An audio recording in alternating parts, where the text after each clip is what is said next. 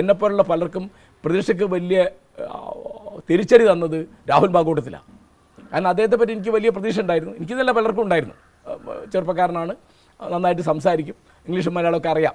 പക്ഷേ ആ ആരോപണം വന്നപ്പോൾ അപ്പം രാജിവെക്കേണ്ടതാണ് അദ്ദേഹം. കാരണം അതിന് തെളിവ് അദ്ദേഹം കുറ്റവാളിയാണോ? കുറ്റവാളിയാണെന്ന് ഞാൻ പറയാം. എന്താ കാരണം? എനിക്ക് തെളിവൊന്നും ഉണ്ടായിട്ടില്ല. ഒരു ആരോപണം പോലും അദ്ദേഹം നിഷേധിച്ചില്ല. വന്ന ഓഡിയോ ക്ലിപ്പ് ഞെട്ടിക്കുന്ന ഓഡിയോ ക്ലിപ്പുകളാണ്. അതായത് എനിക്ക് നിന്നെ കൊല്ലാൻ ഏതാനും നിമിഷം മതി എന്നൊരു സ്ത്രീയോട് പറയാണ്. ആര്? ഒരു തിരഞ്ഞെടുക്കപ്പെട്ട MLA, ഒരു പാർട്ടിയുടെ യുവജന വിഭാഗത്തിൻ്റെ സംസ്ഥാന പ്രസിഡന്റ്. അപ്പോൾ ആ സംസ്ഥാന പ്രസിഡന്റ് സ്ഥാനം അദ്ദേഹം രാജിവെക്കേണ്ടി വന്നു. അദ്ദേഹം നിയമസഭാ പാർട്ടിയിൽ നിന്ന് പുറത്തുപോയി. അദ്ദേഹം പാർട്ടിയുടെ മെമ്പർഷിപ്പിൽ നിന്ന് തന്നെ 6 മാസത്തേക്കോ സസ്പെൻഡ് ചെയ്യപ്പെട്ടു. അപ്പോൾ ആദ്യം ചെയ്യേണ്ടത് രാജിവെക്കുകയാണ്. രാജിവെച്ചില്ല. അപ്പോൾ ആ രാജിവെക്കാതിരുന്നപ്പോൾ എന്തായി? ഇപ്പോൾ ഇവരുടെ കൂട്ടത്തിൽ നേരത്തെ തന്നെ വിൻസെന്റിനെ പറ്റി ഇങ്ങനെ ആരോപണമുണ്ട്.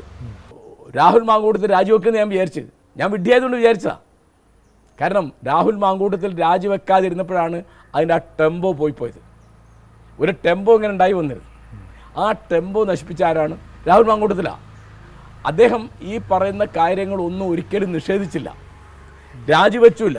എന്നിട്ടൊരു വെല്ലുവിളി മാതിരി അദ്ദേഹം നിയമസഭയിൽ വരികയാണ്.